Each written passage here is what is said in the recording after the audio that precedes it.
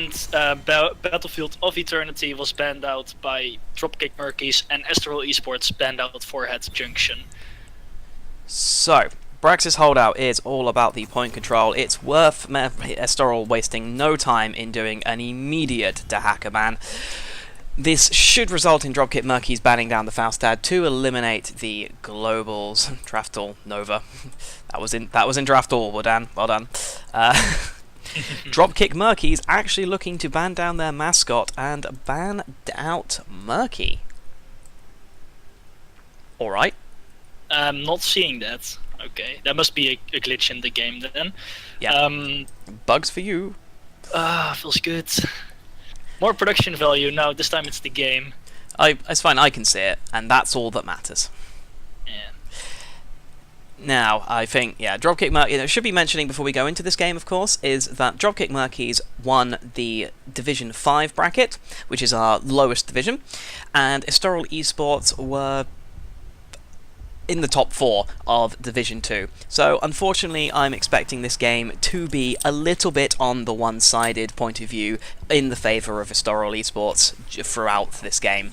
However, I will be, with the whole point here is to not flame. There is a big skill difference between the teams, and so all of the support for Dropkick Murkys throughout this game, please, ladies and gentlemen.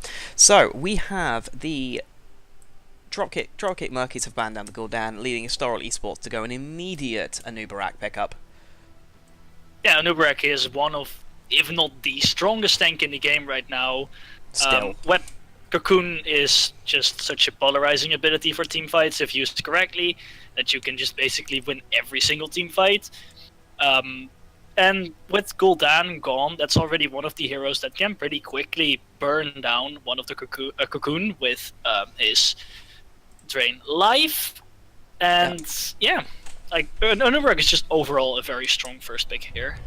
Yeah, it's getting the top tier tank is like you might as well. We're gonna get a Ufa and a Sylvanas off of the Dropkick Murkys. Ufa now with, bearing in mind the patch happened today, meaning that Malfurion is no longer the top tier support, and Ufa will be taking that role over most likely.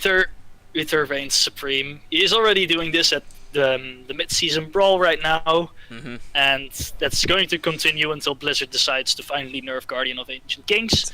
And with it is the Sylvanas, and I assume they picked this to not allow Estoril Esports to pick it up, so they can snowball with it. As you said before, there's a pretty big skill difference between both teams, so the chances of Estoril Esports getting 100% Zerg wave and pushing that in with Sylvanas is a little bit too scary for them right now. So they're trying to give that, make that impossible, and potentially even maybe snowball that themselves, if possible. From their side, as long as they get even a respectable Zerg wave, they should be able then with Sylvanas to be able to put out quite a lot of damage. We have a Kalfas and a Malfurion pickup for the Estoril team. That the KT isn't entirely surprising. The Malf, however, is. The Malf is. We going to get a second double support, or do we think this is the Malfurion solo lane that we've been hearing about today?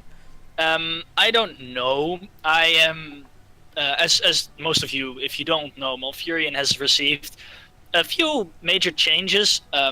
Some of his talents got reworked, but the major ones were the fact that Blink got incorporated into Twilight Dream on level 20. You have the channel for 1 second, and then you teleport to a chosen location, and you instantly Twilight Dream there.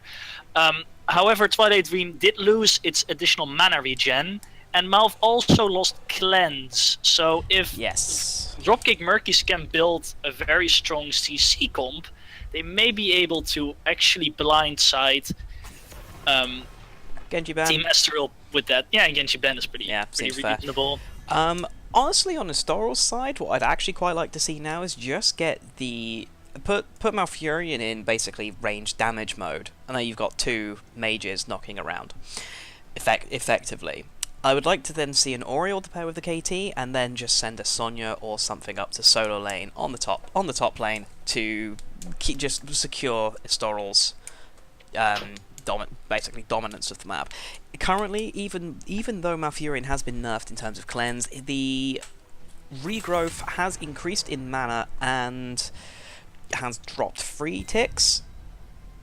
Yeah, Melf is also healing less now. He's healing less for more mana. But Moonfire did get a mana decrease. If you want to know like the full insight on all of the patch changes, you should probably check out the patch notes. But like suffice it to say, Malfurion is not the powerhouse that he used to be before today's patch. Yes. Now, for Estoril, for Dropkick Murkys, they're going to need to pick a solo laner up relatively soon, ideally now. And to be honest, I'd like to see them get their solo laner and main tank in right about now. They're kind of lacking a little bit of damage. I kind of wish they'd go for the E-Star comp with Tyrael Sonya, go for Judgment Leap, because there's no cleanse Yet. right now. Well, I mean, still, it's a bit of fun, and they will go with Cassia and Sonya instead. Okay. Cassia's a little bit surprising, given the fact there is no AA and currently only effect damage and a hell of a lot of CC on the side of Estoril. Could be a comfort pick going around. Cassia is reasonable at holding points. She is quite annoying and can burn the Zerg wave down relatively quickly. Sonya is still one of the most powerful solo lane heroes, so she kind of limits the solo laning options for Estoril Esports, assuming this was on an even playing field. I think possibly a Leoric should be able to be enough to deal with Sonya. Yeah, it should be Leoric here. Pretty much 100% certain it's going to be. The only thing I will say from Dropkick's draft is I think they're really going to struggle to even get through Mouse, now reduced healing. Yeah, I don't like. There's not really that much effective high burst damage. There's the Leoric. There's the Leoric. And the Tyke is with it, to pair with it. That means that they're basically going for a very high bursty damage on Dropkick Murkys. After a Malfruit and a Nubarak combo, Kel'Thas stun, Tyke is with the burst from his minigun and the grenade. And to be perfectly honest, there's not enough damage on the side of Dropkick Murkys, and on the second side, there's not enough CC to take advantage of Malv's no cleanse. Yeah. And I really would have expected them to pick up a few heavy CC characters just to make sure that they could deal with that. Looking at tanks right now, I would be taking Johanna. No questions asked right now. I agree with that to a certain extent. It gives you the blinds to deal with Tychus. She has the regen to be able to sustain in the prolonged team fight for an extended period of time, and is all-round annoying. However, we are going to get Arthas. I don't like Arthas solo tank on Brex's holdout at all. I don't like Arthas solo tank in general. Yeah, but on this map it's even more of a problem, I think, because of the high amount of CC that Estoril has. It's going to be very hard for Arthas to even get close to get value. Like, the moment he tries to engage with this Howling Blast, Melf just counter roots him, Kel'Thas throws a few stuns out, and Ubrak does the same, and Arthas is dead. On a second factor is that Arthas obviously has his physical armor and is really good against auto attack heroes. But he isn't gonna. The only auto attack on that side is Tychus, and there's no way he is getting to him. Yeah, and that's kind of the thing. Like Johanna is the same. Johanna has physical armor, but Johanna at least has her unstoppable. So Johanna can, if anything, at least safely engage through CC.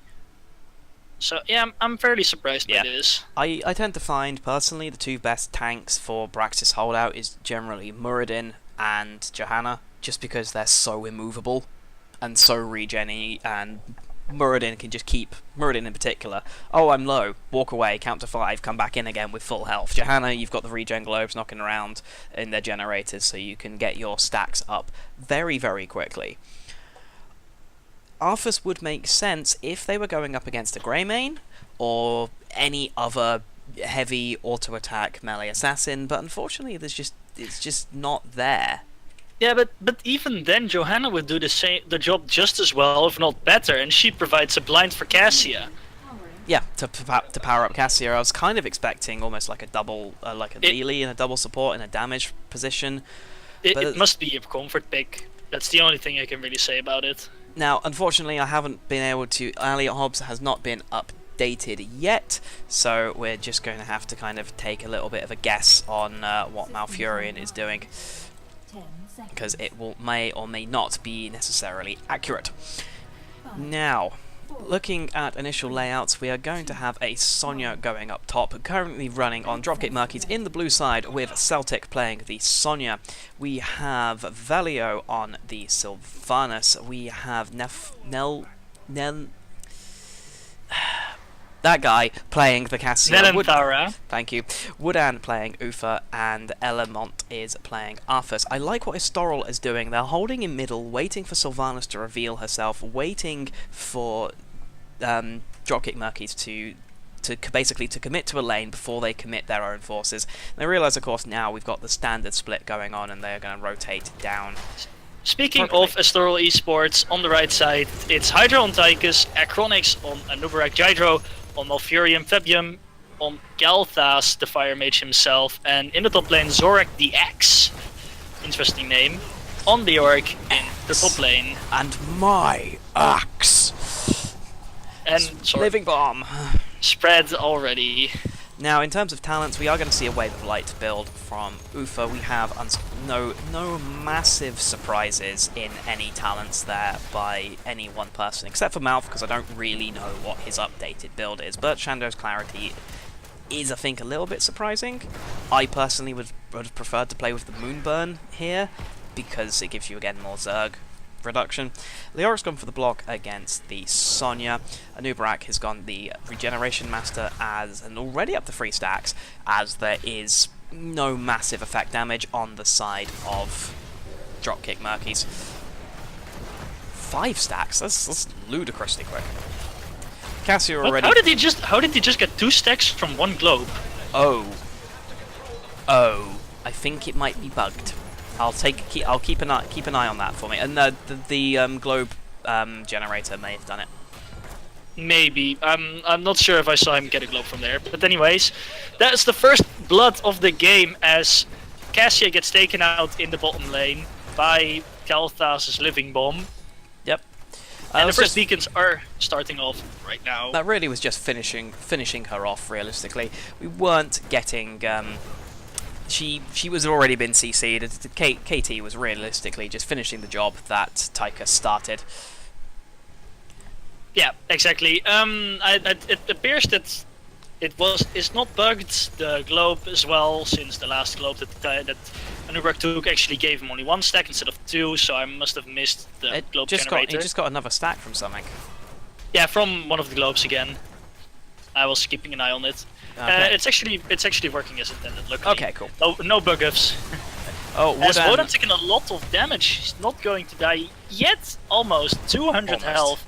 Going to be able to just run away. Tychus immediately annihilating him. Tychus has elected to take in the Rhythm for the single tank knocking around there. Good blind there on Tychus from the Cassia. She does engage, unfortunately missing Arthas. She should be dead. Yeah, she should die, with Ufa having. Yeah. Ufa having ridiculous cooldowns. Down goes Ufa as well. And the game progressing pretty much nigh on what we're expecting. Leoric is going to have absolutely zero problems up in the top lane versus Sonya. I think Sonya's best chance is realistically just to run him out of mana. That's really all she can do. Sonya should be able to 1v1 fight him on the point, but because of how close the trade between the two would be, it's fairly hard for her to actually push Leoric off the point unless she's holding it herself. And as we see the first Zerg wave pushing in, this is probably going to be a fort. This will be a fort at absolute minimum. Sylvanas is there, has now tapped her Sippy Cup, and is slowly building those Zerg waves down, actually just getting the wall thus far, with most of the wave going down to Sonya. I'm going to keep saying Sonya. To Sylvanas' dot damage and just continuous poke. So actually, being only half a level behind for 3 kills, Dropkick Murkys holding themselves to account quite well.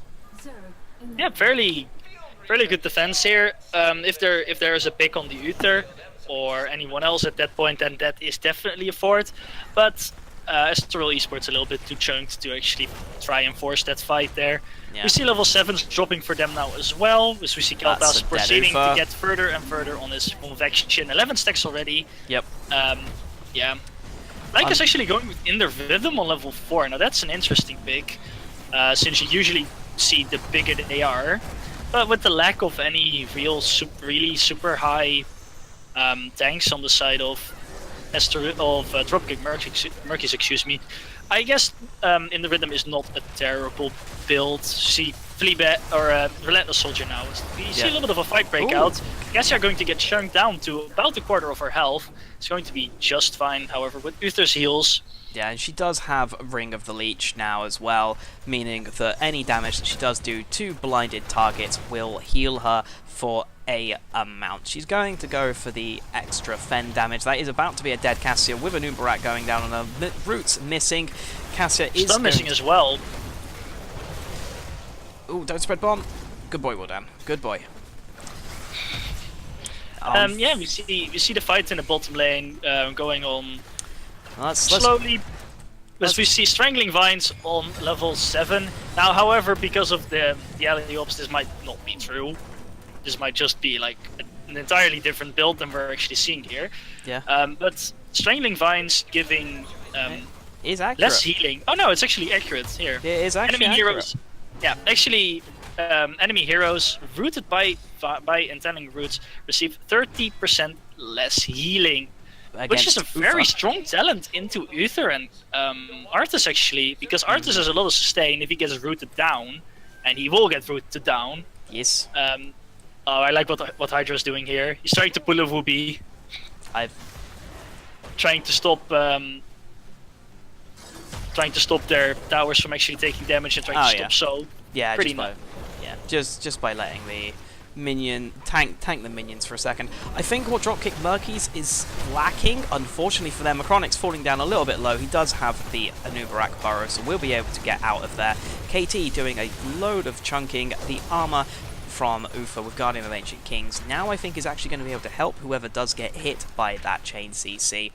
Sonya up top is naturally slowly losing down to Leoric, and we do have level 10s about to arrive for the Estoril Esports team. What are we going to get today? We do have the Web Wrap, we have the Twilight Dream, Commandeer, Odin, Phoenix, and the Entomb, as Dropkick Murkys will now very sensibly back the hell up while those ultimates are there and concede that shrine.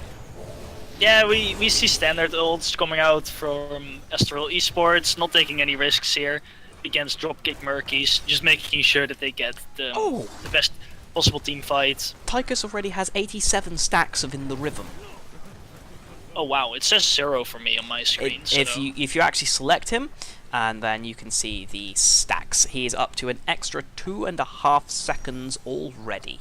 That's a pretty nice start for Tychus, so early in the game. Anubarak engaging here on Vodan is going to get stunned out. However, looking at the top lane, we have Arthas and Cassia go upstairs to try and force Leoric off. Haven't quite captured that point, but it is going to prevent Estoril Esports from getting that beacon filled up. Unfortunately, going on down bottom, lacking the 2 extra characters, the Estoril Esports team have, of course, elected to start pressuring that fort. Ultimates for Dropkick Murkys, we have the Wailing Arrow, we do have the Divine Shield, we have Wrath of the Berserker, we have Valkyrie, and Army of the Dead. Now you can't cleanse out Valkyrie in this case, because Malf, of course, has no more cleanse. Yeah. So if you can potentially pull Kel'Thas or Tychus or Malfurion towards you, then it's actually... That's going to be a very nice setup for a good fight. However, there is an Uberak kick out. Bubble, bubble, bubble! There we go. Run away! Run away! Now, I do, however, like what Dropkick Murkys are doing. We get a kill up on the Leoric and immediately traded with the kill on the Sonya from the Tychus. I like what they're doing. They know they're not going to win a fair fight, so they're making an unfair fight. Ufa is there in the middle, being massively annoying. This time he isn't going to be able to get away. Valkyrie does miss, aiming for Malfurion. I think the only thing that's stopping Dropkick Murkys doing better, I think, honestly, they're actually holding their own quite well. It's the amount of damage that they have. Yeah. I think if... Well, no, actually, I was actually about to say the opposite. Claire, okay, right, goodbye, Cassia. I think the biggest problem is they're getting chunked down by KT too quickly, and as we know, Ufa just... kaboom. As we know, Ufa just cannot top hit people up. And what Estoril fundamentally have is a poke comp. Yeah, their comp is mostly focused on poking out the enemy. However, I do think that they just really lack the damage to finish off people. As the top lane is going to get pushed in, here's an engage going onto Sylvanas. Goodbye. Yeah, she had already used E to engage earlier, and so will fall, unfortunately. Now, this is where we're just seeing the unfortunate skill difference just go in. As I've been saying, Dropkick Murkys have done, I think, really well. Overall, I think it's literally just a little bit of... It's one part draft, I think. I think if they had a slightly better draft than what they had gone for, they, I think, would be holding themselves to account significantly better. I know Estoril are taking it a little bit easy. I've seen them play significantly more aggressive than what they're doing in this game right now. But realistically, Murkys are still in this. They're not out of the game. Yeah, it only takes one good team fight with Sylvanas to completely turn a game upside down. Oh, However, this is going to be an engage on excellent. Nice arrow. Excellent arrow. Sylvanas. Bubble going down on the Sonya, so she can go a little bit ham. Cassia is falling down very low. Twilight Dream will get everyone. Sonya's going to spread the bomb once again, but she does have Wrath the Berserker up and is going to spin, meaning it's for the first time Dropkick Murkys are ahead with 3 kills to 1. And they won that fight not only after getting ambushed completely by Estoril Esports. They won that fight level 12 versus level 14. They didn't even have level 13 talents yet. That was really well played. I think that's possibly a case of Estoril getting a little bit complacent. I think. Now I do like what Sylvanas and Velo has been doing all game, as that camp has been getting got on cooldown. So I really like that. Sonya has gone now ham up against Tychus. I think she might regret making that decision. Ufa is there as well. Unfortunately, Leoric has respawned. They weren't watching their respawn time. Has got a little bit greedy on camps, and Ufa will fall to the Entomb there. However, the one fight puts them in experience about a level and a bit behind now, where they were like over 2 levels behind before that. So it's going to really allow them to well, not get level 16 before the next beacons, but it's going to allow them to actually catch up a little bit faster than they otherwise would have. And see Tychus running around actually on the new mount, the Raptor. Now, level 13 talents, we do have Life Drain from Sylvanas, but given the honestly, against the Zerg wave, that's actually going to full heal Sylvanas, and given the fact that you have Ufa, so you have no healing over time, I don't hate that talent at all. Leoric is going to get immediately obliterated from Cassia's burst. The thing is, against a single target, their burst is there quite high, quite good. Like, Cassia will get someone dead. Now, what are they going to do in response? They do have the bruisers pushing down bottom. That camp is back in 14 seconds. Estoril Esports can see exactly what Dropkick Murkys are doing and are getting ready to do a little bit of bush meta. They should probably try to push in a little bit. They have they do have the talent disadvantage, but they need to try to push in a few structures with the advantage that they had. They had the one man up on the fight. There comes the Valkyrie down on the Nubarak. That's probably not the hero you want to push into your team. But Sonya goes on the Kaltas in the back line. Massive engage. Sonya bubble once again. Excellent use of the Entomb. Unfortunately, you got Cassia in there who was able to use Fend immediately.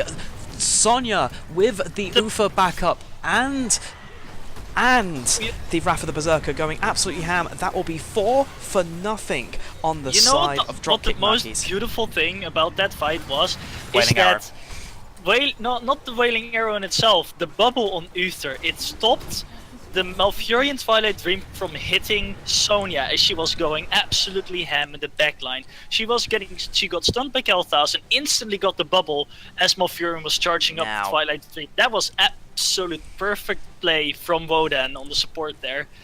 And that's going to probably even give them the a good amount of percentage on the beacon, and it's going to give them level 16 as well. So they're on eye level now with Estoril Esports, who have probably underestimated them a little bit as of we, to be honest, but Yeah, this is going rather well for them right now. it's an Uther gets caught. and will be going Uther, down.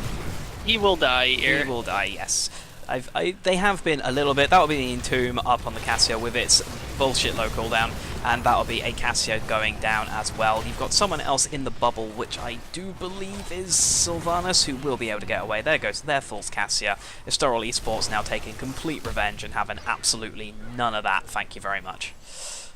Now, however, that was a 5v4 to start off with when Uther, or 5v3 actually, when Uther got called. But if Dropkick Murkys can keep going on what they're doing right now by just completely sending Sonya to go ham in the backline, then they have a very good chance of actually winning a few more fights later on. Level 16 gonna give us Sonya some extra sustain with Nurse of Steel. Benediction on Uther finally is going to give him a lot more healing.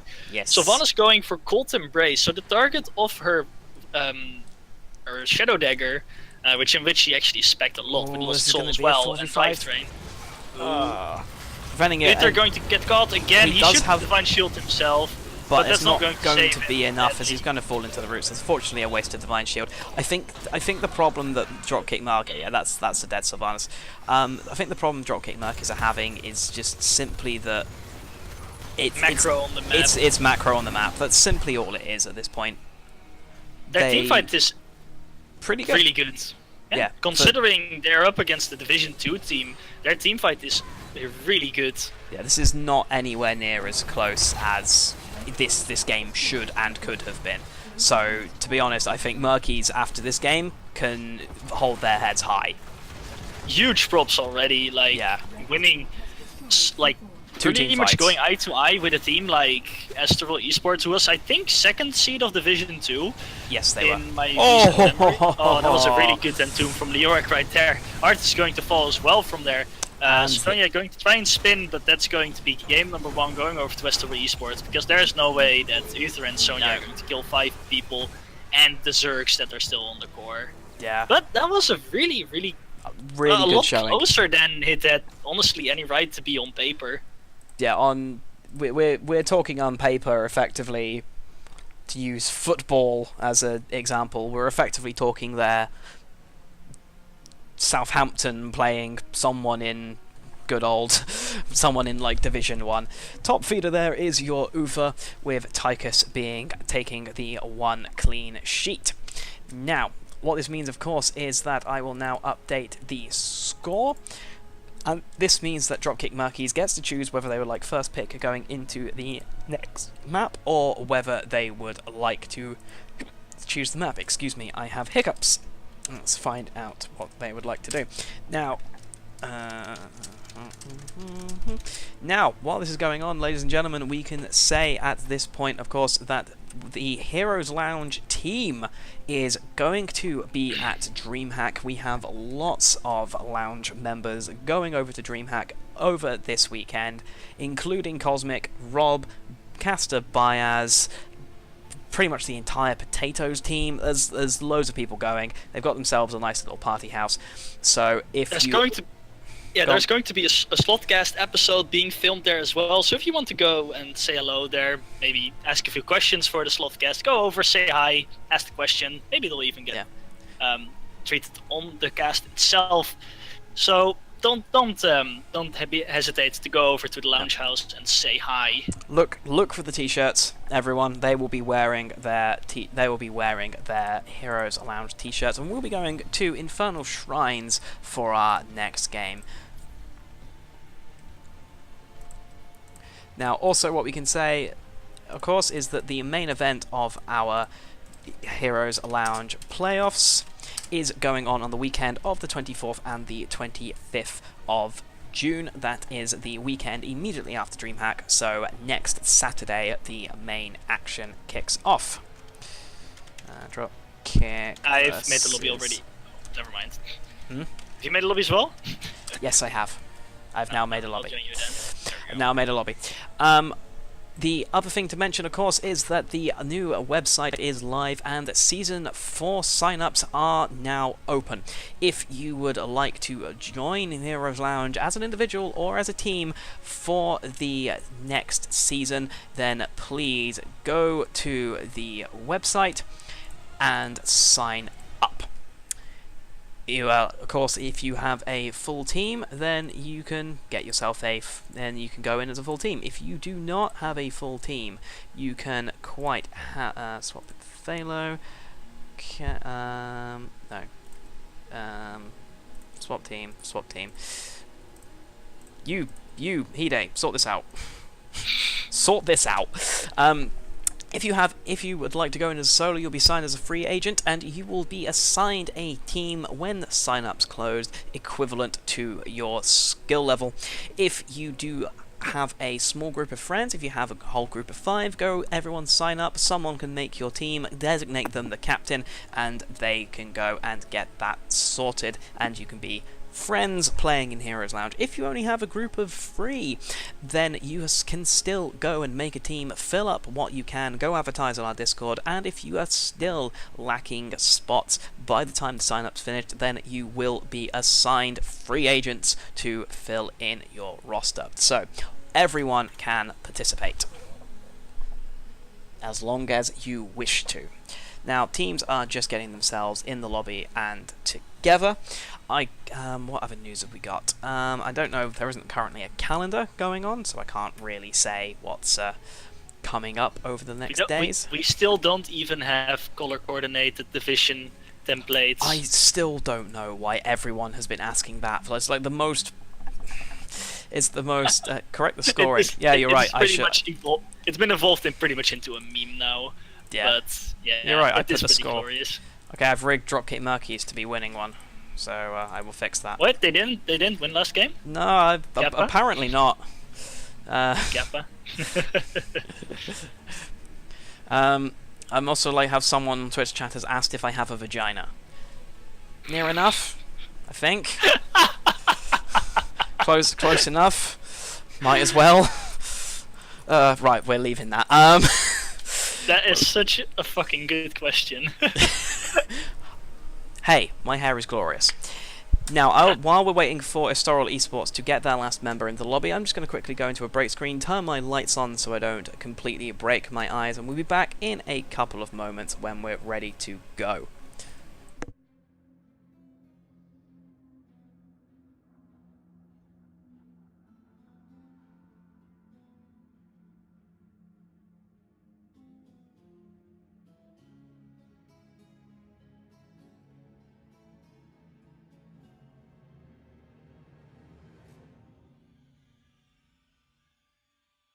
Well, that was quick. Yep. That was quick. Joined as you left. Baited. A complete bait. So then, ladies and gentlemen, could you please do the countdown?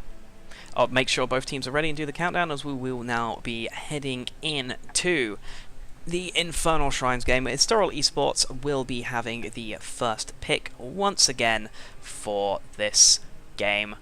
I had a train of thought. If you pick Murky, get a kill. Let's speak Murloc while casting. I need to get a Murky soundboard. Have you just promised if they pick Murky and they get a kill, and the Murky gets a kill, you will cast as a Murloc for the rest of the game? No, not the rest of the game. I will cast the kill as Murloc. I will Murgle. Right, let's get this moving.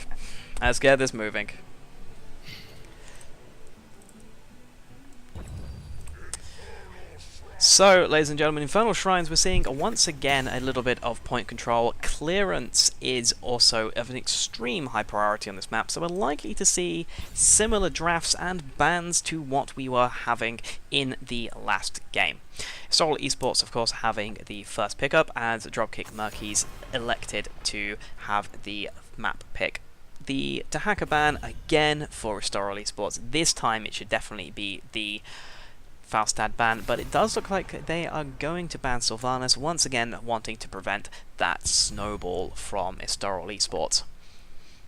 Which I can, honestly... I can't blame them.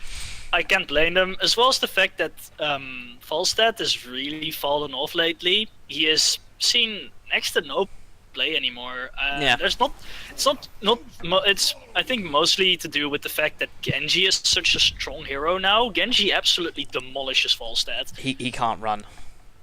Yeah, you can't run from a Genji as much as you can run from an Illidan. So in that sense, it's really bad for Falstad. And the fact that Genji is so mobile, even on the map, you don't really get that much mobility with your fly if you're trying to get away with it. But the Haka, however, he stands his ground in that sense a lot better than the Falstad does. As well as the fact that Racecar the Haka is just so much fun. It's hilarious. Now, it looks like Estoril have picked up the Anubarak once again, getting the first pick of their high-tier tank. I wouldn't be surprised to see a very similar, if not identical, draft to the last game. This time, Dropkick Murkys are going to pick up the Malfurion. Would kind of like to see the Gul'dan picked up from them now, or the KT, just to get a little bit more of area clearance going in. But they go with the Johanna. With the glorious, glorious Scarlet Crusade skin. I'm not sure how I feel about these two first picks. I don't hate them. I don't hate the Johanna pick. If it was later, I think it's too early, and there's still too much strong wave clear in Gul'dan available that you don't need to pick Johanna now. And I mean, the only real reason to pick it now is if you're afraid that Estoril Esports will ban it out. And I think the chances of Estoril banning Johanna if they picked it over Gul'dan, or that happens as well. That happens. That was kind of what I was afraid of as well. Yeah. You're basically giving Ariel Gul'dan, which is one of the strongest support cons still in the game, over to the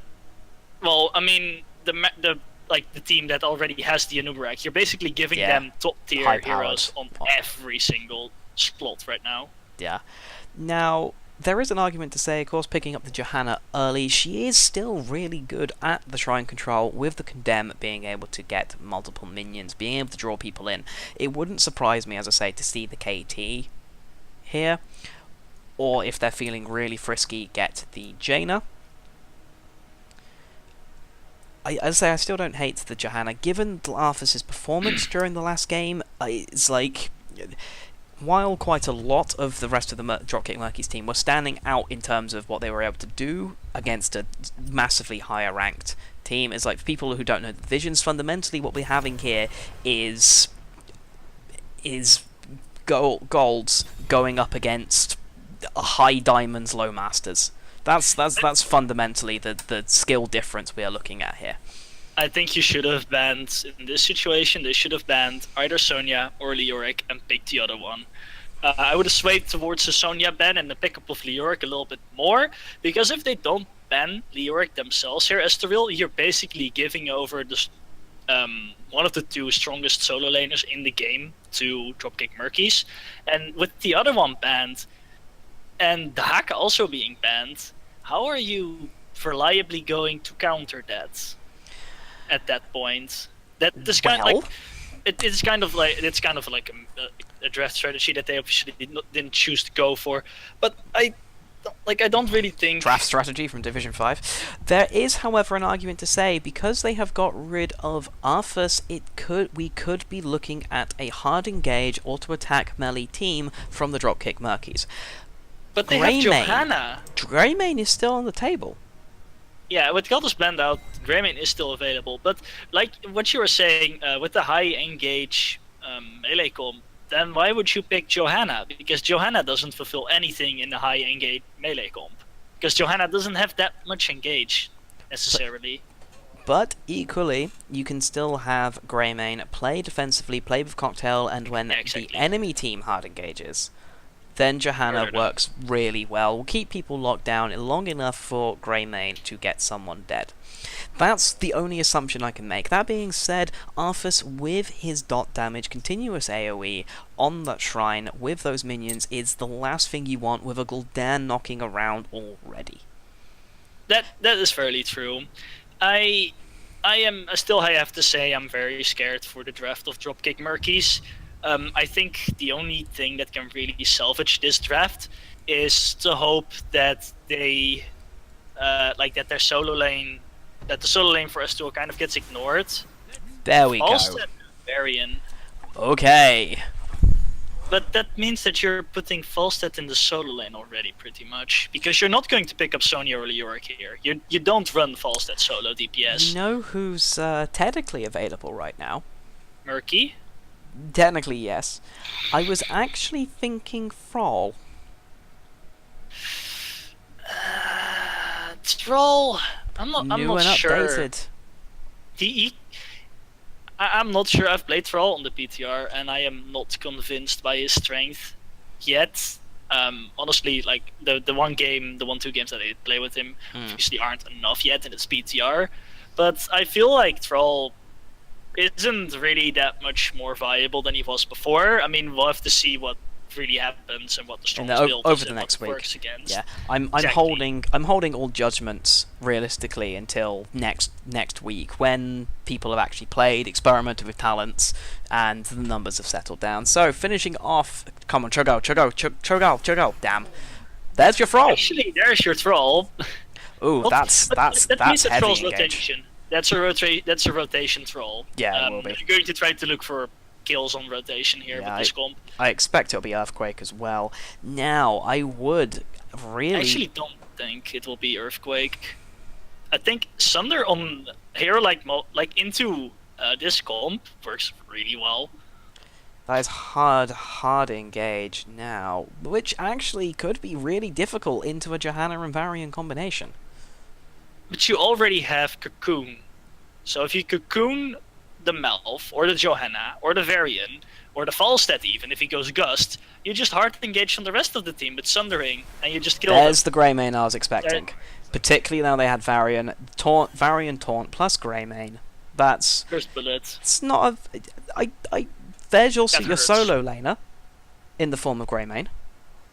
I think it'll be Falstead still. Probably due to the global. It depends whether he would like to go for the seasoned marksman, or the basically if he's going to take either one of his gathering talents, it will be more useful for him to be in the rotation. I think personally, because of the fact that the rotation of Estoril is very scary. It's very high damage with the Thrall and the Gul'dan. I mean, as much as I'm not sure about the new Thrall, historically can deal a lot of single target damage after Wolf. And Gul'dan behind that with the Nubarak and Oriel stuns, that is a very, very fast lockdown comp. Honestly, if this was even tier, if this was an even game, if this was Bananas versus Estoril, I would actually be putting money on Dropkick Murkys comp. I would not. I am very convinced that on every tier, the only literally so far from looking at the drafts, if you take away the names, the only thing in my opinion that the left side has over the right side is the global, and I don't think that's enough. But we will find out how well Dropkick Murkys does. I think everyone will be ecstatic if they are able to take a game here. Now, on the side of Dropkick Murkys, we have Wodan playing the Malfurion. Celtic, the captain, is on the Greymane. Velo is on the Johanna. Elamont is on Varian. And Nel and Farah is on the Falstad. And to the right side of the map, Estoril Esports 1-0 up in this series, looking to close this out fast and furious with Acronix on the Nubarak, Fabium on Gul'dan, Jydro on the Oriel for the unholy duo. I don't know what the name is. Lagging behind here is Hydra on Sonya, and last but not least, we get to see it here first. The new Thrall played by Zorak DX. And he has taken Crash Lightning. We're gonna get to see if X is gonna give it to you or not. With the terrible puns already, I had to make that at some point during the cast. I mean, come on. It's It's the most obvious pun with his name. Like, The only way that could have been... Oh, you have to do it. You have to do it. The only way that could have been better if he was playing Zul'jin. or Genji with X Strike. X gonna give it to you. That was terrible. I remember that film. It's good. Anyway, we do have a scouting drone from the Malfurion. Looking at talents, unsurprisingly, we have the Overpower, so we're going to get a full W variant out of absolutely no surprises. Also, from no surprises, we are possibly Celtic getting away, courtesy of a Beetle. He's going to use the Greymane disengage onto that. Unsurprisingly, Estoril is winning the rotation, and Sonya is kicking the ever-living crap out of Falstad. Mouth has gone up just to top him up. That's very nice to do that, actually, because that means that Falstad doesn't have the tap, because he didn't lose any mana yet. That gives Falstad pretty much like the safety of having the tap over the Sonya. Sonya already went back to tap. Because Falstad is ranged, he does trade somewhat favorably into Sonya, as long as she doesn't get to him. But we're gonna have to see how this works out eventually for Falstad. Yeah, unfortunately for Dropkick Murkys, they have got the dice rolled not in their favour, with the Shrine appearing pretty close to Falstad. Johanna is just... It looks like Dropkick Murkys are going to prioritise getting the level 4s. The fact Johanna's gone Reinforce is something I really don't like. As someone who plays a lot of Johanna, I think Reinforce is an absolutely gash talent. I think it's just awful. Yeah, it's the same. It has the same problem as Artanis' block. Yeah. And the fact that for one it gives you 50, but Johanna has the physical armor, so that's less of a problem. Yeah. And it's reliant on you using an ability. Yeah, fundamentally. Now, unsurprisingly, Estoril Esports are winning this. Johanna are actually going ham in the middle. The Root getting Anubarak down, and First Blood going over to Dropkick Murkys. Unfortunately, they're currently taking an absolute pummeling from Gul'dan's damage as they manage to cluster up with 12 skulls to 29 on the side of Estoril Esports, just due to that Gul'dan. I can understand why they have taken Reinforce on the Johanna, though. There is Thrall, who does hit ludicrously hard. Pretty hard, yeah. Even out of the gate, he hits very, very hard. Taking a little bit of a closer look to the Falstad, or not the Falstad, the Thrall and the Malfurion builds. Malfurion level 1 going for a Scouting Drone and level 4 Elun's Grace, which is pretty much standard, so no new quest ends you get for him. No. However, Thrall with Crash Lightning, if you hit 2 heroes with the single use of Chain Lightning, its bounce damage increases by 10. If you do this 20 times, it actually starts prioritizing heroes, which is kind of what you want. Yes, and then it starts stacking. However, this is a very hard thing to stack on shrines, especially in shrine fights, because it doesn't prioritize heroes. There's a very good chance that it actually spreads to minions instead. Now, on level 4, he went with Feral Resilience, which is gives him 2 stacks of block every time he hits an enemy hero. These block charges, however, last indefinitely, or until a new Feral Wolf Spirit is used. The maximum, I believe, is 8, if I read the patch notes correctly. Estoril Esports have collected the Dropkick Murkys side siege count. It doesn't say if there's a maximum on it, on the talent itself. It was in the patch notes. I think it was 8. Now we're gonna have this. Oh, I'm sorry. Yeah, we're gonna have one of the builds I like. I love Bursting Light on Oriel. We also have Ancestral Wrath for Thrall, which is again one of his new talents. I'll just leave it there for people to read. But basically, every time he gets, it's kind of like his version of Blades of Azzinoth, really. It's going to be an interesting one. It also should be pointed out, of course, at this point, that Dropkick Murkys comp doesn't come online until level 10, just because Varian.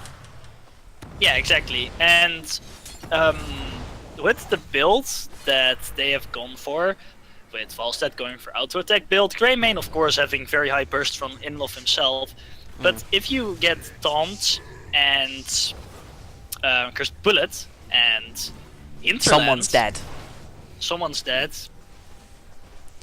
Now, I don't see anything. Johanna has gone... Oh, like that, someone's dead. Never mind. I'm stupid. Yeah, no. Just ignore me. Johanna has gone for the conviction. I would like Dropkick Murkys to get on this shrine early, but it looks like Estoril Esports are going to cement their lead. Again, from Malfurion's new talents, I preferred him to have taken New Moonburn to try and be able to actually contest these shrines. As with the new Moonburn... I would have liked the heal reduction, just because Ariel's a very high burst healer. Just because Sonya and Thrall. Yeah, if you decrease their healing, you're going to screw them over a lot. So I don't really like him going for hindering moonfire. However, that does give you control. You know what it really does? Greymane's level 16, Executioner. I guess. If we go that long. Well, I mean... Ooh, Dropkick Murkys. Actually, that is going to be a dead Celtic, unless Malfurion... No, unfortunately, 33 Shrine minions on the side of Dropkick Murkys. If Estoril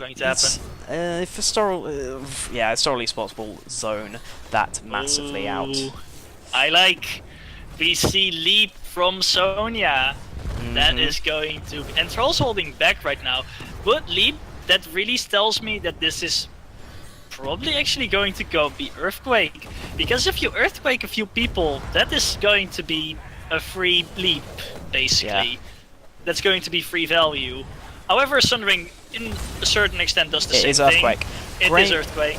Greymane going hard on the Gul'dan, unfortunately immediately gets hit by the Horrify, and that's unfortunate for Dropkick Murkys, going up against level 10s and a person down with Falstad gone to clear. I think that was just I think he got a little bit... over-eager. Yeah. The Horrify was on point, however, from Gul'dan there. Horrify actually pushing the Greymane into their team, giving him basically no chance of escape at that point. That was very well played. And that's going to be, well, with the spot of luck, that might be keep, actually. If they get a few pickles, it's going to be a full health Punisher. It's a Mortar Punisher, albeit. That's going to be a pretty hard push. Falstad is going to get them the level 10, and now we have Taunt, and now the game can actually begin, despite being the current 2-level disadvantage. We have the Cursed Bullet, we have the Twilight Dream, and we have the Blessed Shield, which suddenly makes engaging on the Dropkick Murkys team significantly more difficult. We also have Mighty Gust in an unsurprising turn of events. Given the fact they have Earthquake, I don't blame them for that at all. No, actually, I don't blame them anyway. Like, Come on, Taunt. Up... It Here is we going go. to be no, the missed engage. He missed. However, Taunt is going down on Gul'dan. It's immediately going to get hit by the... Ooh, good effort. Good reaction from the Estoril Esports team. Cocoon is going to get... Falstad? That's going to be a dead Greymane. That's going to be a dead Gul'dan to Greymane. Maybe. No. No. Oh, damn it. The rest of Dropkick Murkys have elected to abandon him. Slightly not surprising. Gul'dan going away there. If Gul'dan stayed about a little bit longer, he might have actually died there to Greymane. I would have liked to see that. Yeah. However, it wasn't to be. Twilight Dream did go off at one point. I think Estoril Esports are now also, given their slight hiccups in the previous game, I think it's not a case they're not taking any prisoners, but I think they're being significantly more careful, and I've noticed they're being a lot more respectful of their opponents. Yeah, exactly. However, Nubarek's gonna need to be a little bit careful here. So we see level 13 drop for Estoril Esports. Nubarek leaving his talent for a little bit, but that would most likely be Burning Rage because of the map. Thrall going for Grace of Air, which is one of the talents he had before. Gonna give him twice the amount of Frostwolf stacks, Frostwolf Resilience stacks when he attacks with Wind Fury. And that will give him extra bits of Ancestral Wrath, as he has not yet quite completed Crash Lightning. We have Anubarak on 22 stacks of Generation Master. Again, I think Johanna would be having a much better time of this game if she had taken the Regen Master herself. Oriel has the Blinding Flash specifically for the auto-attack build. Falstad, who is on 26 stacks of Season Marksman, which isn't that bad actually. Greymane is on 8 stacks of the Elixir, so that's going to shut down a lot of their damage overall. Gul'dan has gone for the Healthstone, again unsurprisingly given the fact you have Hungry for Power and basically the Q build. And in an unsurprising turn of events we do see Burning Rage on Anubarak. Now, could Dropkick Murkys even the level up before Estoril Esports managed to get this shrine? I'd like Volstead to actually fly bot and try to 4v5 fight this. Even with a talent tier down? Yeah, because I think 4v5 they might be able to do so. The 13 tier is honestly one of the least strong. Excellent. That's a nice engage, but Horrify going on the Varian. Unfortunately, it brings Varian into their team. That is going to be a Varian Cocoon. Greymane is going to get away. Falstad has now arrived. Sonya is arriving as well from behind. That's about to be a dead Greymane. Yeah, they didn't get the level 13, unfortunately. No Gust. Gust, please. Please help your teammates. Gust him into mouth. He did have to run away, so I don't really blame him for doing that, for not doing it. No, like, the thing was, their engage was good, but it would have been better if there was a Volstead there. If Volstead had flown in behind them, around the siege camp, to the left probably of it, a little bit, maybe even behind them, they could have gusted the enemy team onto the shrine and just taken a very favorable 4v5 fight. Even though you're a talent tier behind with level 13. Level 13 is arguably not the strongest talent tier difference. It's definitely not as strong as like level 7s versus level 10s or level 13s versus level 16s. Or even beyond. I disagree with that assessment a little bit. I think I personally would have preferred to have seen... I think Falstad arrived too early. Like just because he before was the fight, just go as fast as possible to get that engage. It's all being locked down here before the gate. Gate's actually firing and Greymane going to jump in. Great Aegis, but that is still the end of our and the first death of the game. Second death, first whiffed. First death for Thrall, but the second kill for Dropkick Murkys, but they do now have the Arcane Punisher if they've now pushed that lane out a little bit. Gust is still active, Taunt is back up, we still have Bullet. That Punisher is going to go on the Greymane. Johanna is also falling very low. Taunt hitting on the Anubarak, but Sonya engages on the Falstad and will live. Anubarak got away with... That Punisher almost jumped on Greymane and killed him. That was way too close for comfort. But Sonya is going to be in the backline here. Sonya going to take a lot of damage, going to get taunted as well, taking damage from the towers as well. And it's going will to fall down. Engages, but that's Punisher kills Malfurion. John Cena once again. And that's going to be the first keep of the game. Taken down by Estoril Esports as Dropkick Murkys are scrambling to get their level 16 up. Now, I think in that case, in that time, that was Estoril, again, being a little bit too brave, being a little bit too ham. Particularly on the side of Sonya. Got a little bit kill hungry. Johanna now also has her Burning Rage, so that will up her damage by quite a bit and just make anyone in contact with her kind of regret their life. Mortal Strike from Varian is also stupidly important against Sonya and Thrall, as it completely nails their self-sustain. Running Wild, no huge surprises with the Giant Killer as well. I think if Dropkick Murkys can live through this next Shrine phase... Oh, here we go. That's going to take a fight here, 4v5, and we're going to get taunted. Going to go away. Great fear from Gul'dan. Earthquake from Thrall. Thrall is actually going to get a lot of damage in the mid lane. Going to put his Ancestral Wrath on Greymane. Greymane going to almost fall down as Johanna falls first. Greymane almost taken down by the Earthquake damage. Going to go in, but that is a futile attempt. I have no idea as well. How Thrall is still alive. That is called Ancestral Wrath, my sir. That was a lot of healing from him. He also does have Tempest Fury, plus the triple hit. Triple hit Wind Fury, plus double stacks, meaning he literally just triple healed. 3 stacks, and this will be game. Yeah, very likely. Greymane and Johanna are going to be up, Malf is up. Estoril Esports does need to be a little bit careful. However, this does look like it is going to be the end of the series, as Estoril Esports takes this game with a convincing fashion. Level 16 just now hitting. Wonen's going to try whatever he can. Volstead's going to gust, but that's going to be GG, as this game also goes over towards Estoril Esports. In an unsurprising turn of events. Unfortunately, Dropkick Murkys, I still think, they had definitely some shining